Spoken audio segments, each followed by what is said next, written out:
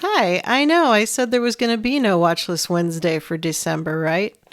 Well, what I decided to do is to show you what I like to call the lost episode of Watchlist Wednesday. Watchlist Wednesday was originally conceived as a series on my other channel, Adrian Brody with Sprinkles. In fact, the first episode was me watching the 4 favorite films that Adrian mentioned to Letterboxd, which were Taxi Driver, The Godfather Part 2, The Deer Hunter, and There Will Be Blood. So when I made the second episode, that was in August, I did films that were connected to the first 4. But then I realized that that was kind of a little too far off topic for an Adrian Brody channel. So the following is that episode that I made in August.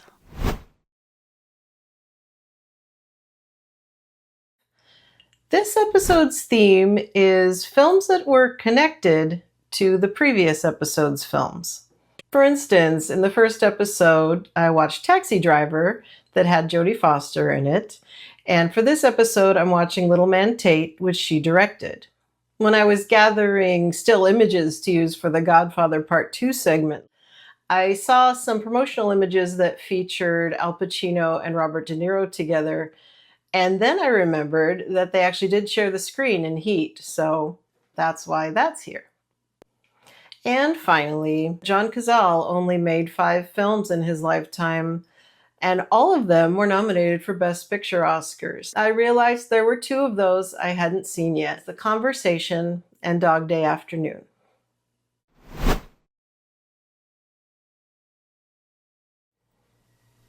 Little Man Tate is a 1991 drama. It's the directorial debut of Jodie Foster. The story follows Fred Tate. When we first meet him, he's just about to turn 7. So most of the story takes place when he's 7, and then it ends on his 8th birthday. Now, Fred is a child prodigy of sorts in both mathematics and music. He seems to be generally intelligent, but those are his areas of expertise. For instance, he can play pieces on the piano backwards. Fred struggles with loneliness. He's being raised by a single mother with no siblings, and he finds it really hard to make friends. Now, Dee Dee Tate, who Jodie Foster plays, is a very hardworking woman, you can see, but she struggles with finding a balance between being Fred's friend and being his mother.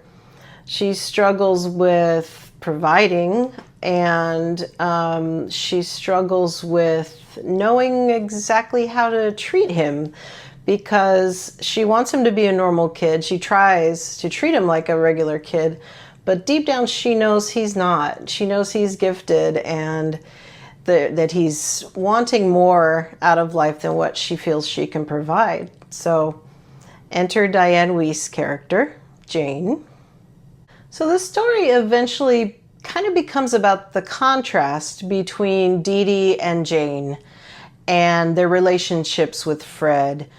Jane is more clinical, and she's just trying to help enrich him with, trips to museums and things like that. Whereas Dee Dee went strictly from, motherly instinct, of course. And the 2 sides, they become kind of at odds at certain points. So Fred is torn. He really likes being with Jane and learning more things, but of course he misses his mother. He's a 7-year-old kid,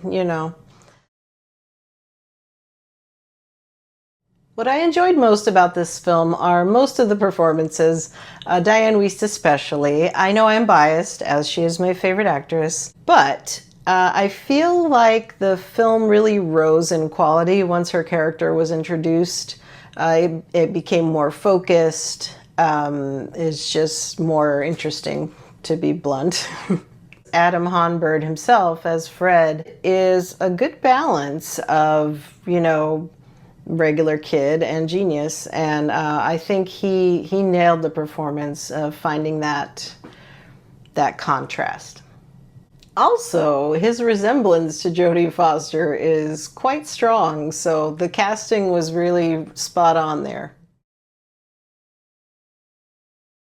Harry Connick Jr., I think, was kind of a weak link here.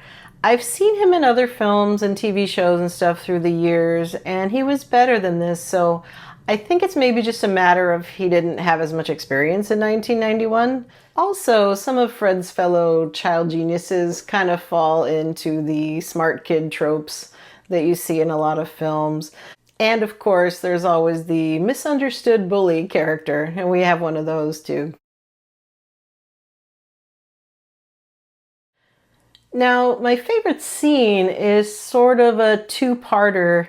There's a scene where Fred awakes from a nightmare and we see Dee Dee, his mother, comforting him. And she says, hey, let's play a game, where we look at the shadows and we try to make shapes out of them and see what we can find. We kind of just take that for granted as just a mother-son moment. But then later on, there's a similar scene when he is staying with Jane Grierson at her home, and he has a nightmare and he wakes up and she's just giving him like kind of clinical advice, like, oh, why don't you try a drink of water, or maybe it would help to have the light on, and he just sort of stands there staring at her, and you get the feeling that all he really wants is reassurance. So we see Fred return to bed and he starts playing the shadow game by himself, and what he sees are much darker things than he saw in the scene with Dee Dee. And I think that contrast is really well done. So overall, I would say Little Man Tate is a heartfelt film. It shows the struggles that gifted kids often have, where they don't really feel like they fit in. The academics are all older than them, and then the kids at school don't quite understand the way they think, and so it's hard for them to relate to anyone.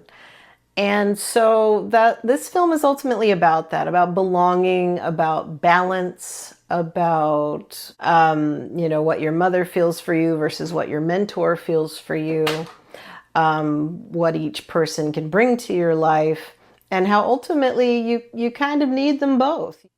Hi, later on, Patricia here. I forgot to give my Letterboxd score for Little Man Tate. It's 3.5 out of 5 stars.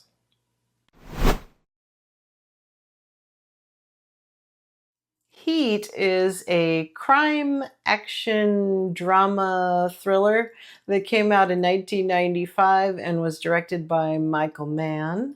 It is considered by many to be a classic in the crime thriller genre. It mainly stars Robert De Niro, Al Pacino, and Val Kilmer, but the supporting cast is just absolutely stacked. So it's one of those movies where you're watching it going, whoa, he's in it, whoa, she's in it, it just keeps going and going. So the story centers mainly around Neil McCauley, who's played by Robert De Niro, and Lieutenant Vincent Hanna, who's played by Al Pacino, and their respective co-workers, let's say. McCauley is a meticulous and experienced thief who plans his heist down to the most minute details. He considers, everything that could go wrong, various escape routes in case one is blocked, that kind of thing. So Al Pacino's character, Lieutenant Hanna, is kind of the police officer equivalent of that sort of brain. They've met their match, basically.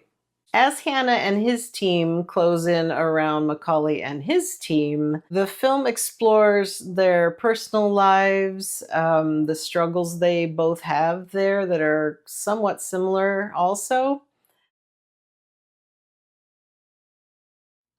This film was so impressive. I just kind of sat there in stunned silence as the credits rolled, trying to absorb everything. And trying to let go of the tension that they had been building for almost 3 hours, It feels somehow familiar, and yet there's also moments that surprise you that you don't see coming. Waingro, man. Waingro. We are supposed to hate him, though, I think. So, mission accomplished there.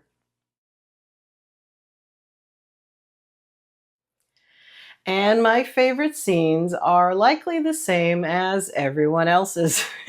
Basically, whenever De Niro and Pacino share a scene together, in the diner, the final scene, all that stuff. Yeah, it's like watching a masterclass in acting. Just, my gosh, those two going toe to toe is just so impressive and so captivating. Before I sum up, I wanted to make note there's a scene involving self harm. So, just a heads up that that is in the film.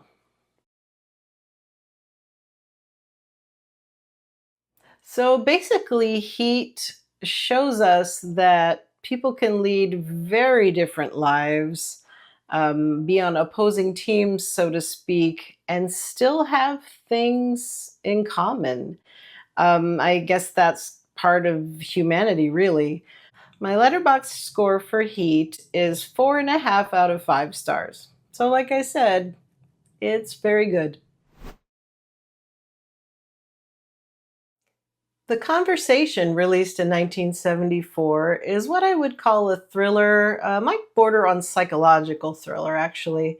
It was written and directed by Francis Ford Coppola and filmed in San Francisco, which is essentially his home base. It stars Gene Hackman, John Cazale, Cindy Williams, Frederick Forrest, Alan Garfield, and Harrison Ford.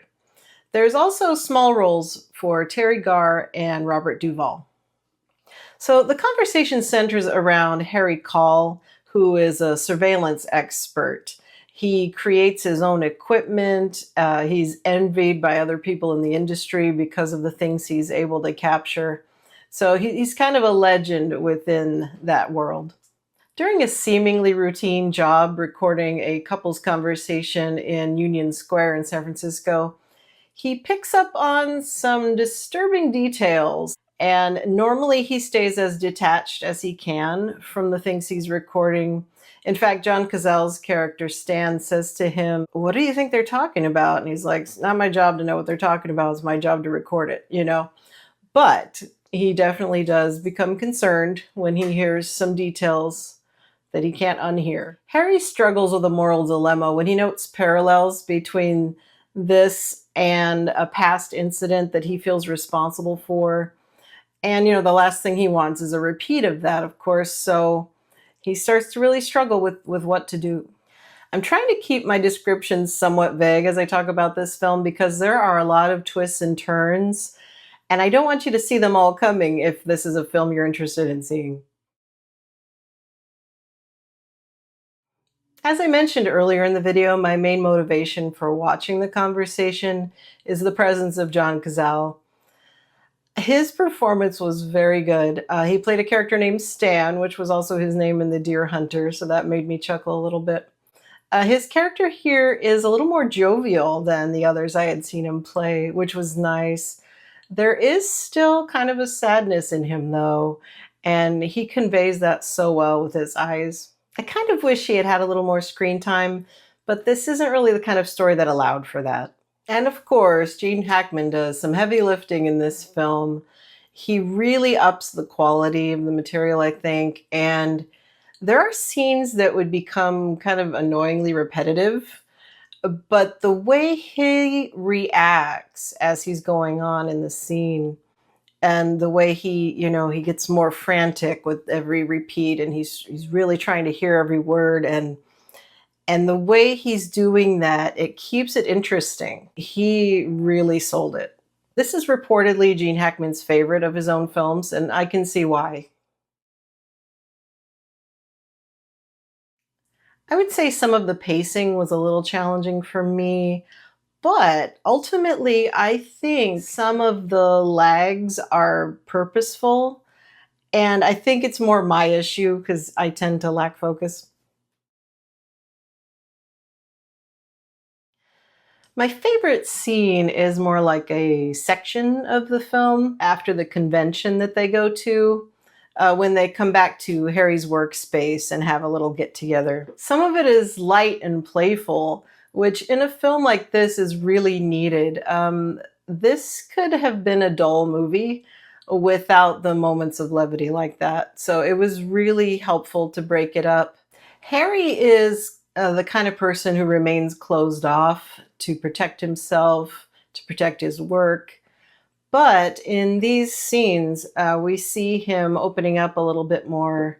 And we also learn from the dialogue of other characters that he really is good at his job. And, some of his accomplishments are mentioned. And it's just a really well done sequence of scenes.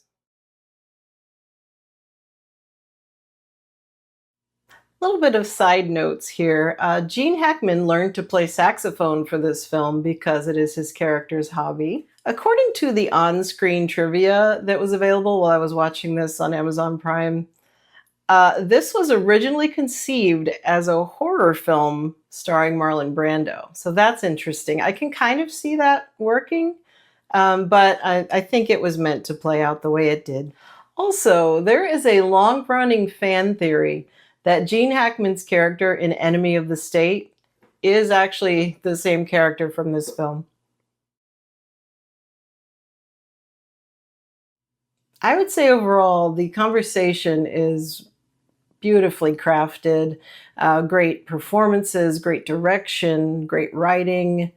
The sound design is fantastic, and it really becomes part of the story because of the nature of Harry's work. The sound is very important. It kind of explores the moral implications of the whole field of surveillance, and it's thought provoking and it's really well done. I can see why it's considered a classic by many people. The Conversation was nominated for Best Picture, Best Original Screenplay for Francis Ford Coppola, and Best Sound.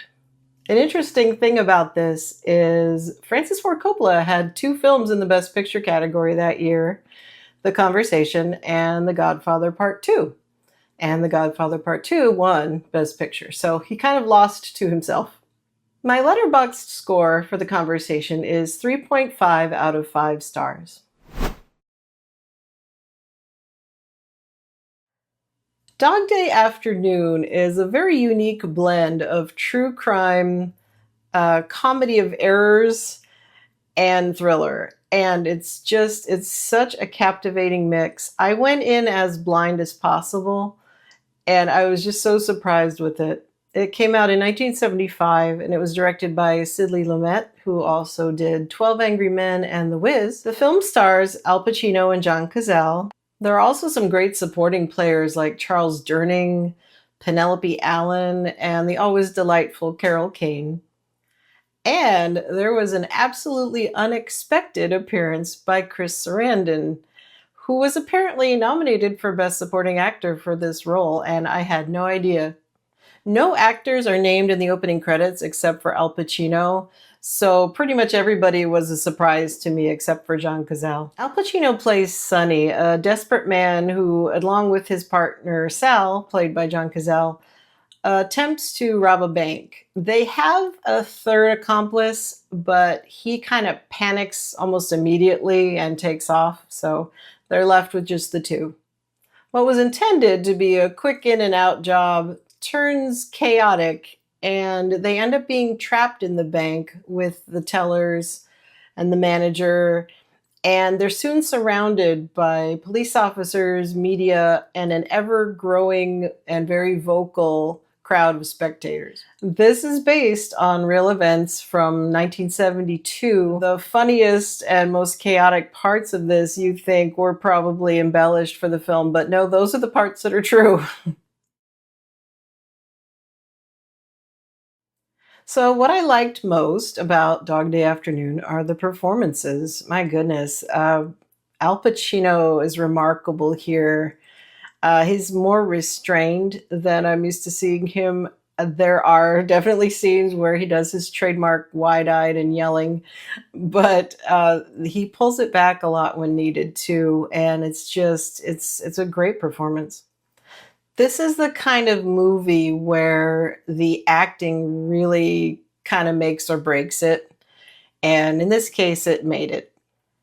John Cazale is absolutely fantastic in this film. This is my favorite of his roles. Yes, even more than Fredo in Godfather Part 2. It's just, there's something in his eyes that is just so sad and so vulnerable and so scared.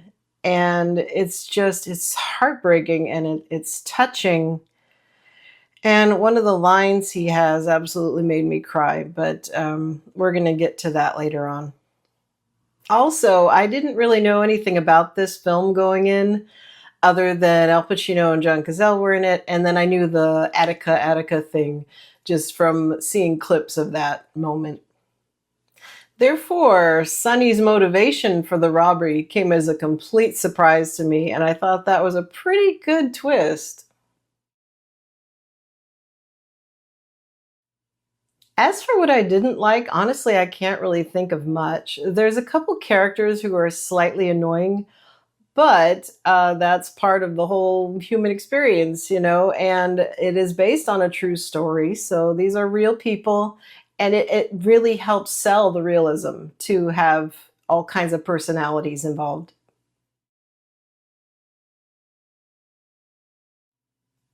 My favorite scene, hands down, is the phone call between Leon and Sonny. It's so touching, and it's humorous, and it's just fantastic acting for both Al Pacino and Chris Sarandon. And it was just really surprising to me, mostly because I didn't know Chris Sarandon was in the film.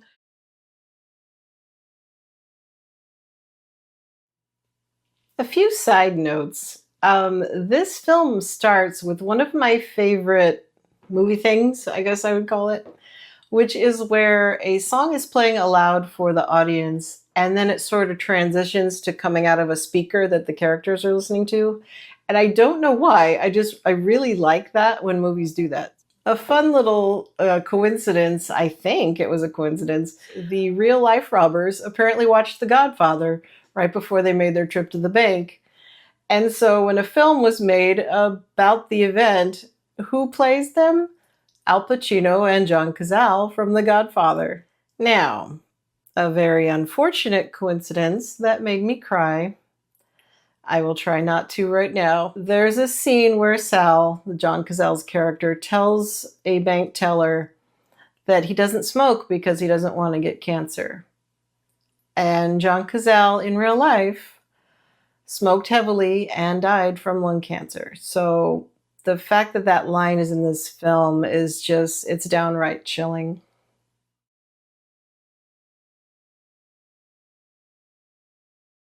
Now for my little Oscar roundup I like to do. This one won for Best Original Screenplay by Frank Pearson. It was also nominated for Best Picture, Actor in a Leading Role for Al Pacino, Actor in a Supporting Role for Chris Sarandon, Best Director for Sidney Lumet, and Best Film Editing by Dee Allen. I'm actually kind of surprised it only won for Screenplay. My Letterboxd score for Dog Day Afternoon is 4.5 out of 5 stars, so pretty darn close to perfect. I don't give out a lot of fives, so that's a pretty good score for me. Thank you for watching the lost episode of Watchlist Wednesday. Take care, and I will see you next time. Like, comment, share, and subscribe.